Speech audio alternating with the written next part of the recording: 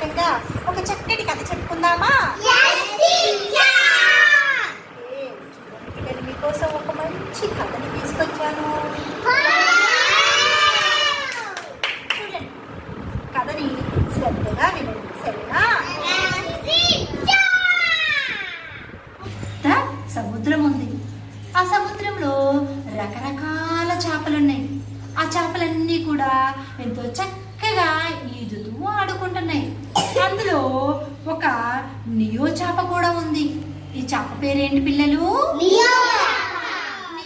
Neo చేప వాళ్ళ నాన్న చేప అన్నమాట. చక్కగా ఇవన్నీ కూడా సముద్రంలో ఆడుకుంటూ ఈదుకుంటున్నాయి. ఒకరోజు ఏమైందంటే చేపలు పట్టడానికి ఒక షిప్ వచ్చింది ఆ సముద్రంలోకి. వాళ్ళు ఒక పెద్ద వలని వేశారు. వేసేటప్పటికి ఈ ఆడుకుంటున్న చేపలన్నీ కూడా వలలో చిక్కుకున్నాయి. వలలో చిక్కుకున్న తర్వాత చేపలన్నీ కూడా చాలా భయపడిపోయినాయి. ఎలా అయినా సరే మనం ఈ ఆపద నుంచి తప్పించుకోవాలని చెప్పినాయి అనమాట. అప్పుడు ఈ నియో చేప వాళ్ళ నాన్న చేప బయటే ఉన్నాడు కదా. తను అన్నాడు, మీరందరూ బలంగా కిందకి ఈదుకుంటా వస్తే ఆ వల తెగిపోతుంది అని చెప్పాడు. అందులో ఒక చేప నమ్మలేదు. లేదు మనం ఎంత ఈదినా మనకన్నా వల ఎంతో స్ట్రాంగ్గా ఉంటుంది, మనం ఏమీ చెయ్యలేమని చెప్పింది. అప్పుడు నియో చేప కాదు మా నాన్నగారు చెప్పేది నిజమే, మనందరం ఐక్యమత్యంగా కిందకి బలంగా ఈదుతా ఉందాం, అప్పుడు వల తెగిపోతుంది అని నియో చేప కూడా చెప్పింది.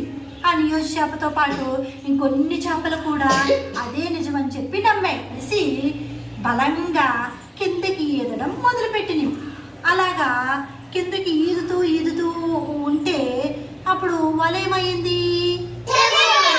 తెగిపోయింది. బాగా కిందకు వచ్చి తెగిపోయింది. తెగిపోయిన వెంటనే చేపలన్నీ బయటికి వచ్చేసినాయి. చేపలన్నీ చక్కగా బయటకు వచ్చి మళ్ళీ ఈదడం మొదలుపెట్టినాయి. ఇప్పుడు చేపలు పెద్ద అపాయం నుంచి తప్పించుకున్నాయా లేదా? ఎలా తప్పించుకున్నాయి?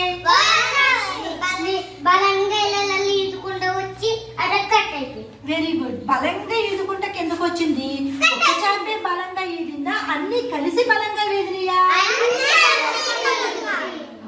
చూసారా పిల్లలు, ఏదైనా అంతే, అందరం కలిసి ఐక్యమత్యంగా ఉంటేనే ఎంతటి అపాయాన్నైనా సులభంగా తప్పించుకోగలం.